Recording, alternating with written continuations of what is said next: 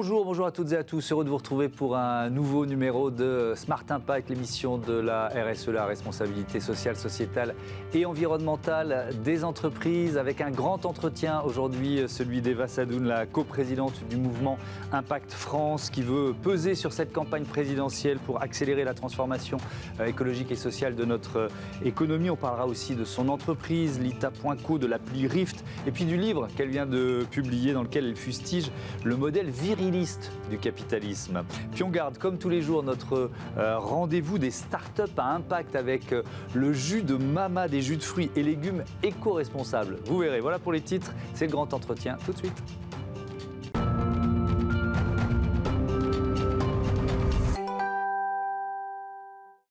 Bonjour Eva Sadoun, bienvenue. Bonjour, merci. Heureux de vous accueillir, de vous retrouver. Vous étiez déjà venu dans l'émission il y a quelques mois. Vous êtes donc la coprésidente du mouvement Impact France. Vous co-dirigez également avec votre associé Julien Benayou Lita.co, qui est une plateforme d'investissement durable à impact positif. Et puis vous publiez chez Actes Sud Une économie à nous, changer de regard pour redéfinir les règles du jeu. On y reviendra évidemment sur ce livre. Je voudrais commencer par Impact France. Peut-être, j'aime bien poser le décor moi dans cette émission. C'est quoi le mouvement Impact France? Alors, Impact France, à la base, c'est issu du mouvement des entrepreneurs sociaux, qui était à l'origine un mouvement d'entrepreneurs de la transition sociale, plutôt de l'entreprise, qui était le modèle du social business, dont on a beaucoup parlé à une époque, qui réunissait plus de 700 dirigeants de l'entrepreneuriat social. Donc, c'est des entreprises qui ont une forme commerciale, mais qui ont un objectif social et à la base que social, un petit peu écologique. Et c'est vrai que quand on a repris la coprésidence avec Jean Moreau il y a 2 ans et demi, on s'est dit que le souci aujourd'hui, essentiellement de représentation de cet entrepreneuriat-là,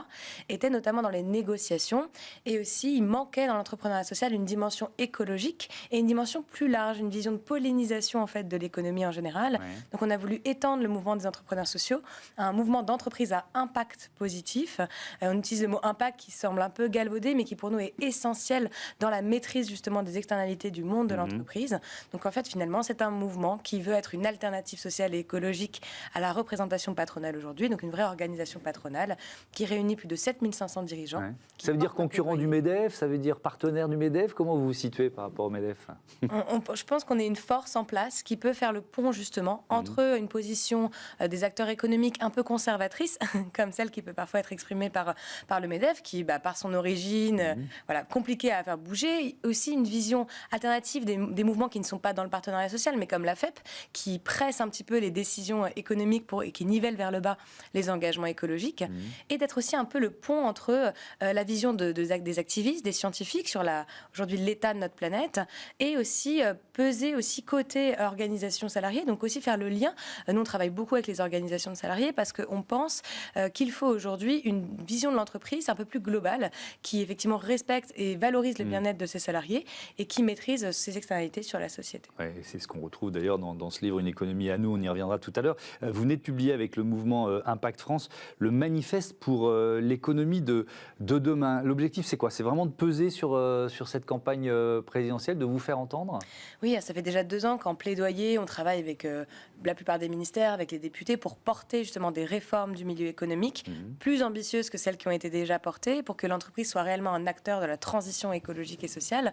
Et pendant cette campagne présidentielle, on voulait que effectivement ce sujet, qui est malheureusement absent, c'est un peu sidérant aussi la nature des débats sur l'économie, alors que finalement on se rend compte, le fait de parler que d'immigration toute la journée, c'est pas ça qui nous apportera plus de pouvoir d'achat, qui redynamisera le pays, qui nous apportera plus de confort aussi au niveau de notre système. Donc on a voulu porter ce plaidoyer pour se dire, bon, il y a une économie qui dysfonctionne, qui est aussi à l'origine d'une partie des inégalités sociales et de la destruction de la planète. On peut transformer l'économie grâce à des politiques publiques, et on voulait que les candidats à l'élection présidentielle puissent porter des propositions très ambitieuses et pas anecdotiques, des propositions de transition réellement du secteur économique. Mais est-ce qu'il y a l'un ou l'une un candidat, une candidate qui se rapproche finalement le plus de vos ambitions et de vos propositions? On a aujourd'hui diffusé, on commence à diffuser des décryptages, on en a fait la moitié, on ne les a pas encore tous finalisés. Aujourd'hui, c'est compliqué pour nous de se dire il faut tendre vers ci ou vers ça. Mais est-ce que vous irez, pardon de vous interrompre, est-ce que vous irez jusqu'à appeler à voter pour tel ou tel?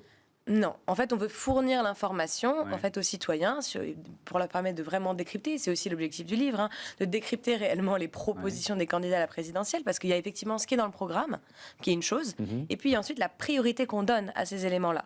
Il y a 5 ans, l'innovation sociale était au cœur du programme d'Emmanuel Macron, et pourtant, 5 ans plus tard, le bilan fait qu'on est un petit peu déçu, notamment de l'évolution des politiques publiques dans ce sens-là. Donc je pense qu'il faut être très attentif à ce qui est prioritaire, à ceux qui réellement veulent mettre l'écologie comme vraiment la boussole de l'ensemble des politiques publiques. Dans les propositions que vous faites, il y a l'idée de créer un impact score. De quoi il s'agit ?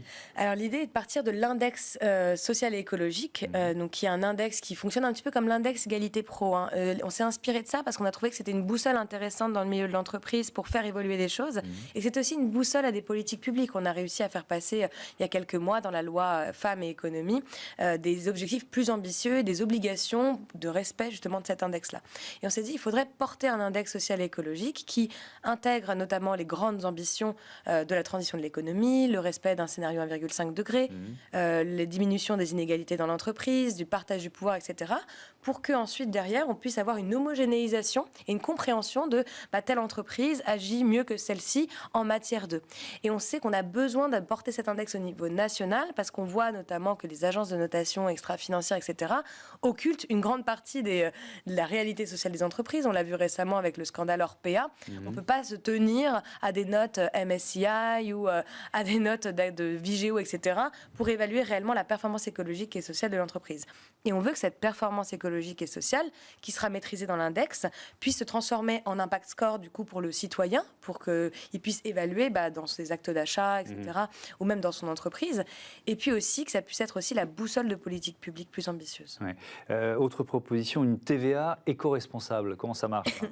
Justement, ça repose sur cet index, qui peut être aussi maîtrisé par rapport au secteur. Hein. On peut considérer que dans un secteur, les externalités sont davantage fortes en matière notamment environnementale et climatique. Donc on décidera de pondérer pour que ce soit plutôt la question écologique qui soit prioritaire. Et sur la base de ça, on veut que la TVA puisse changer parce qu'on ne peut pas attendre derrière des citoyens qui changent leurs actes de consommation si derrière ça leur coûte toujours plus cher en fait, de consommer de manière responsable.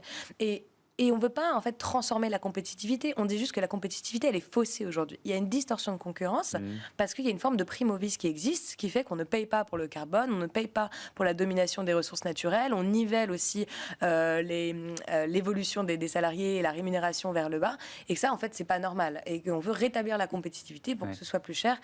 De consommer de manière pas responsable. Oui, alors vous dites que ce virage, il pourrait offrir à la France un avantage concurrentiel.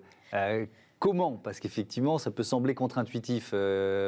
Comment ça peut nous offrir un avantage concurrentiel ? Ce qui est sûr, c'est que les entreprises qui ne prendront pas ces enjeux au cœur, elles vont se déclasser naturellement. Donc la question, c'est où on attend en fait les normes internationales comme ça, en restant penauds, ou justement les incidents climatiques très forts qui vont impacter nos entreprises, ou les crises sociales qui reviennent par cycle et du coup qui n'apportent pas un élan économique positif. Où on fait ça ?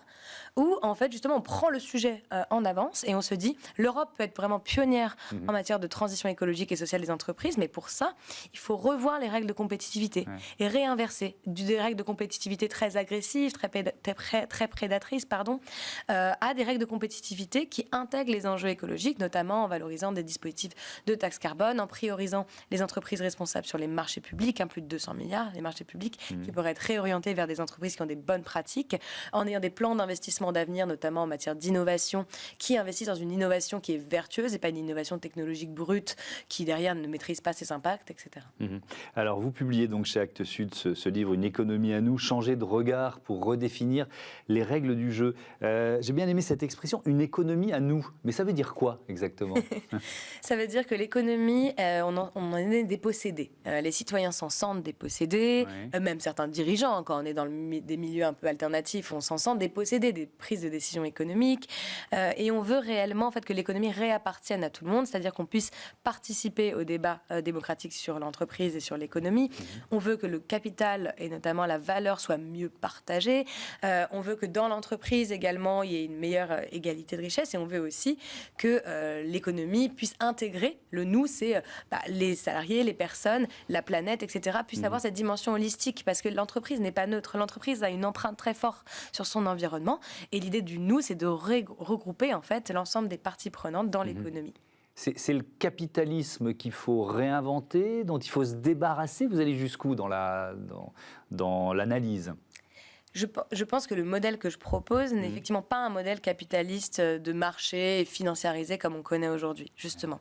Parce que déjà, le modèle que je propose, il déconstruit d'une certaine manière les préceptes qu'on nous apprend. Comme quoi la croissance va avec bien-être, comme quoi il faut redynamiser l'innovation pour retrouver de la prospérité, etc. Tout ça aujourd'hui, dans la société dans laquelle on vit aujourd'hui, peut-être que ça fonctionnait à une époque, mais ça ne fonctionne plus. Typiquement, l'innovation, on sait que quand une entreprise, du coup, on libère l'innovation, donc on met en place des mesures drastiques en matière de travail, ou qu'on veut vraiment relancer l'innovation, qu'est-ce qui se passe ? On a des entreprises qui se cotent en bourse. Derrière, c'est 40% de la capacité d'innovation, justement, qui est réduite quand une entreprise va en bourse. On sait que les réformes drastiques du marché du travail, elles apportent peut-être des pourcentages de croissance à court terme, mais elles font diminuer le niveau de vie et elles accélèrent le niveau de pauvreté dans les pays. On le voit en Allemagne, on le voit aux États-Unis, on le voit même en France. Donc, derrière, le but est de se dire, bon, le modèle qu'on essaye de vanter comme étant le modèle qui nous apporte de la prospérité ne fonctionne pas. Donc, le modèle que je propose et qu'on propose, en fait, globalement dans le mouvement, c'est un modèle réellement qui évalue différemment la performance de l'entreprise et qui s'attelle à ce que l'entreprise soit réellement un outil d'intérêt général. Vous vous appuyez sur votre expérience de fondatrice de Lita.co.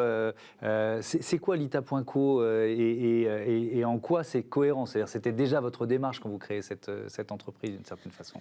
Tout à fait. Lita.co, c'est une expérimentation, on va dire, à petite échelle de tout ce qu'on essaie de défendre. Donc, en fait, une finance qui n'est pas la finance globalisée qu'on connaît aujourd'hui, qui financiarise, mais derrière qui déconnecte en fait réellement la finance du financement de l'économie réelle. On sait qu'aujourd'hui la finance pèse 4 fois le PIB, donc même si on regarde le PIB comme indicateur réellement économique, en fait, la finance ne permet plus de financer justement l'activité économique. Donc Lita.co, on voulait proposer un modèle qui dirige directement la finance vers des entreprises qui ont un impact positif sur la société, donc ou des entreprises qui sont déjà très vertueuses, qui ont des modèles par exemple dans les énergies renouvelables, dans la technologie au service du bien commun, dans le logement social, des PME d'insertion par l'activité économique, où là, d'ailleurs c'est très récent, on lance des financements de décarbonation, des financements de transformation de l'entreprise pour qu'il y ait de l'investissement long terme qui puisse aider les PME françaises à justement changer leur modèle, parce qu'elles sont un peu mises à part justement dans nos politiques de transition aujourd'hui. Et derrière, on s'est dit, on ne va pas s'arrêter là, on ne va pas lever des fonds auprès d'institutionnels et faire que ce soit toujours les mêmes personnes qui financent l'économie, qui est leur voix au chapitre. Donc, c'est les citoyens, en fait, qui participent à ce financement-là. Et on sent que c'est beaucoup plus vertueux. En une journée, on peut lever plusieurs millions d'euros pour une entreprise, justement, qui va relocaliser, par exemple, la filière textile ou qui va faire de l'agroécologie, etc. Donc, ça fonctionne très bien. Et les citoyens, derrière, les particuliers, s'informent, sont beaucoup plus en capacité de s'exprimer dans le débat public, de transformer leur entreprise en tant que salarié. Ça a beaucoup de vertus positives derrière. C'est pour ça que vous avez créé aussi Rift et l'appli mobile Rift. Exactement. C'est quoi, ça marche comment ? Alors Rift, ça permet justement de rediriger les flux, mais en informant. Donc on diagnostique en fait les produits financiers, les livrets A, les assurances vie, les plans d'épargne retraite, etc. On les analyse d'un point de vue écologique. Donc on donne l'empreinte carbone, l'impact sur la biodiversité, l'impact également global d'un point de vue des risques physiques, c'est-à-dire comment est-ce que aussi la performance économique va être impactée. Parce qu'il y a un truc qui est très intéressant dans la finance, c'est qu'on analyse tout sur la performance passée. Alors qu'aujourd'hui, avec la crise climatique, on sait très bien que la performance passée ne révèle pas du tout la performance future. La Banque centrale nous a encore alerté récemment sur le fait que les coûts de la transition à court terme seraient beaucoup moins importants que ceux qu'on va vivre à long terme. Donc on essaie de montrer ça aussi pour les plus sceptiques, d'une certaine manière, et aussi de mesurer, en fait, de crowdsourcer l'information sociale. Parce qu'on voit qu'on ne peut pas se tenir, comme je disais, à des agences de notation pour évaluer réellement l'impact social des entreprises. On l'a vu dans le cadre d'Orpea, plus récemment dans le cadre d'Ericsson, avec de la corruption très forte qu'on connaît depuis déjà 2019. L'entreprise avait déjà payé une amende, justement pas pour la question de corruption, et son score n'a pas évolué.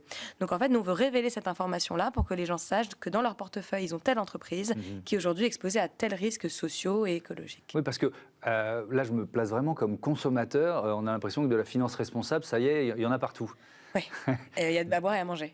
Et voilà. Donc, vous nous aidez à faire le tri. Exactement, on aide les gens à faire le tri. C'est vraiment l'objectif. Quelques chiffres, je reviens à Lita, sur Lita.co, plus de 33 000 investissements réalisés, 12 257, c'était très précis, emplois créés ou consolidés. Alors, je ne sais pas de quand il date, j'ai plus l'année, et 70 millions d'euros collectés.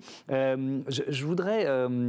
revenir au thème du livre et aller un peu plus loin sur comment on peut dire ça, l'acceptabilité finalement du virage qu'on est en train de prendre. C'est vraiment une thématique dont on parle souvent ici dans cette émission, parce que je le perçois quand même comme un frein.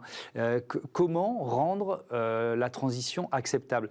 Il y a beaucoup d'observateurs qui disent qu'elle ne peut pas ne pas être violente. Qu'est-ce que vous en pensez ?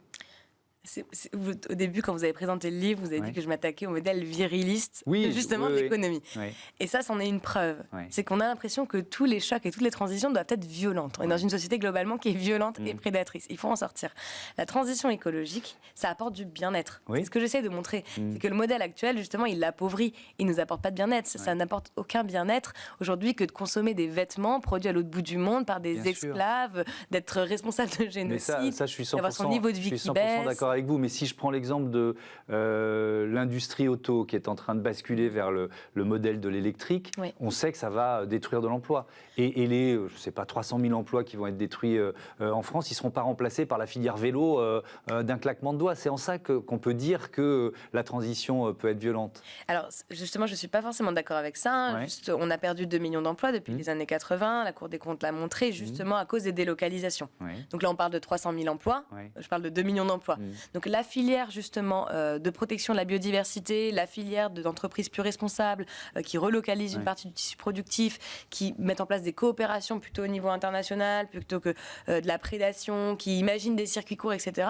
Toutes ces filières-là, ça crée de l'emploi au niveau local. Vraiment, ça apporte de la prospérité et ça se substitue effectivement à ces emplois qu'on pourrait perdre. Après, il y a des acteurs comme le Shift Project qui ont fait des calculs sur le côté de décarbonation, mais on peut même étendre plus largement à globalement l'amélioration des entreprises sur les questions de biodiversité, etc., et qui peuvent nous apporter de nouveaux emplois. On voit que les entreprises qu'on représente aujourd'hui dans le manifeste, plus de 3500 dirigeants qui ont signé ce manifeste, c'est des entreprises qui agissent à tout niveau justement de l'économie et qui proposent des vraies solutions en matière justement d'emploi. Mais c'est pas si facile, c'est-à-dire que les chiffres, par exemple, les chiffres, je les ai donnés plusieurs fois ces derniers jours, mais les chiffres des achats de voitures, je reste sur la voiture, au mois de janvier, on a plus acheté en France des voitures de plus de 15 ans que des voitures neuves.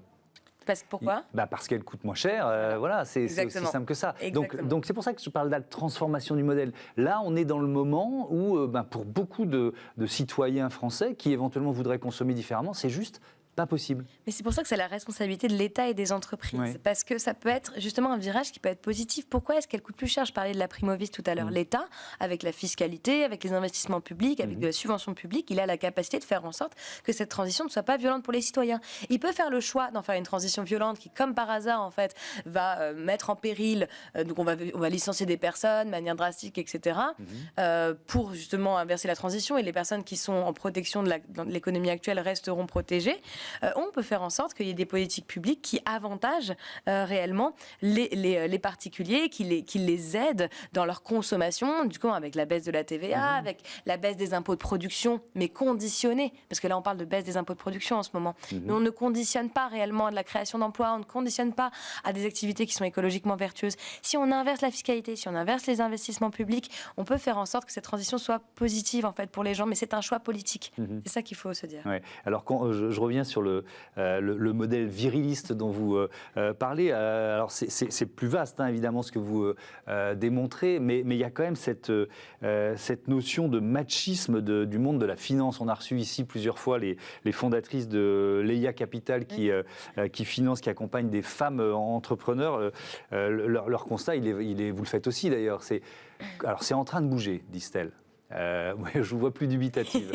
C'est en train de bouger parce qu'on est en train de se battre pour essayer, comme les hommes, de réussir à lever des fonds, etc. Mais on ne nous ouvre pas forcément la place. Et c'est encore aujourd'hui que 14% des femmes qui sont dans les comités d'investissement. Donc je ne parle même pas des femmes partenaires ou qui réellement représentent les fonds d'investissement. Donc c'est un monde d'hommes qui décident d'investir. C'est très clair. C'est un monde d'hommes qui décide d'investir. Et aujourd'hui, la croissance des entreprises dépend de l'investissement. Donc comment vous dire que là, notamment récemment, avec on a vu les nouvelles licornes, il n'y a pas une femme cofondatrice. En fait. Donc pourquoi ? C'est pas parce que les femmes n'aiment pas entreprendre, c'est pas parce que les femmes n'ont pas un modèle justement proposé, notamment en matière de transition écologique et sociale des entreprises, etc. C'est juste parce que les hommes investissent de pair à pair et il faut que ça change.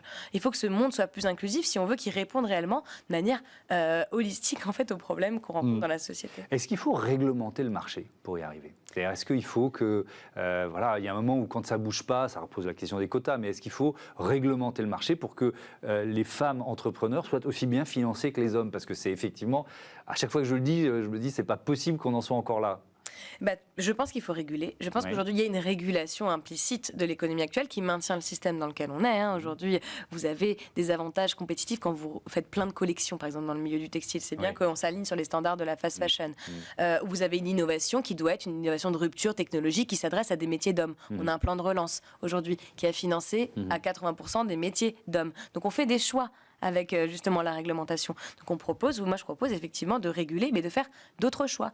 Notamment dans le cadre, quand il y a eu le PIA, le plan de relance, on a demandé à ce qu'il y ait une obligation, à ce qu'à minima, l'égalité salariale soit respectée dans les entreprises. Ça a été rejeté à l'Assemblée. Il y a quelqu'un qui a dit, on ne peut pas faire ça parce qu'on va s'opposer aux critères d'innovation de rupture. Vous voyez, aujourd'hui, le droit du travail, il n'est même pas respecté dans les plans d'investissement.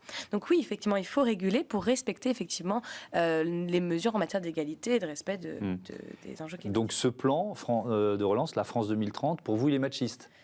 Effectivement, j'analyse et je me rends bien compte qu'effectivement, il est dédié essentiellement à des métiers d'hommes et il est aussi dédié à une économie d'hier et pas forcément une économie de demain qui évalue différents critères, ça c'est clair. Est-ce que le monde des startups est plus paritaire? Non, justement, je parlais des licornes. C'est incroyable. On a pensé, effectivement, parce que c'était un monde plus libre, plus progressiste, etc. Mais le progressisme s'arrête toujours à certaines portes. Et aujourd'hui, on fait le constat, notamment dans le venture capital, avec une sous-représentation des femmes, ou dans le milieu des startups et des entreprises les mieux valorisées, les plus en croissance, qu'on reste sur quand même des métiers essentiellement masculins, malheureusement. Alors qu'il y a énormément de femmes entrepreneurs. Et c'est pareil dans l'économie en général. Je sortais une stat récemment, 1%. Vous me laissez la parole, merci, mais je fais partie des 1% de femmes qui sont représentées aujourd'hui dans les interviews économiques. Vous vous rendez compte, donc en fait, la parole de la femme dans le milieu économique n'est pas valorisée. Donc comment on peut s'attendre à ce que derrière ça change dans le milieu de l'entreprise? Alors c'est un de nos objectifs ici. Abby Smart est dans cette émission particulièrement, et pour bien frapper les esprits, je vais redonner un chiffre. On parlait de finances depuis 2008, les levées de fonds depuis 2008. 2% des fonds levés l'ont été par des startups entièrement féminines. C'est vraiment ridicule. 89% par des startups masculines, le reste par des équipes mixtes. Est-ce que vous l'avez vécu? C'est-à-dire que vous arrivez avec un projet et vous sentez que le regard, il n'est pas le même simplement parce que vous êtes une femme. Ah oui, au début, c'était dingue. D'ailleurs, on en rigolait avec mon associé. C'est moi qui suis la CEO de la boîte, donc qui présente la vision. Et il y avait des VC qui regardaient mon associé pendant que je parlais. Mais... et c'est vrai qu'il y a un truc comme ça, il y a un biais, je ne sais pas d'où ça vient. Il y a un vrai biais de confiance, en fait, dans la parole des femmes. Et là, maintenant, moi, je suis en série B, donc je passe une nouvelle étape de croissance. J'espère que je ne rencontrerai pas ce type de problème. Espérons que ça bouge petit à petit. Merci beaucoup. Merci Eva Sadoun. Votre livre est donc publié chez Actes Sud, une économie à nous, voilà, je le remontre, changer de regard pour redéfinir les règles du jeu. Merci encore. On passe à Smart Ideas, vous dit un jus de fruits éco-responsable?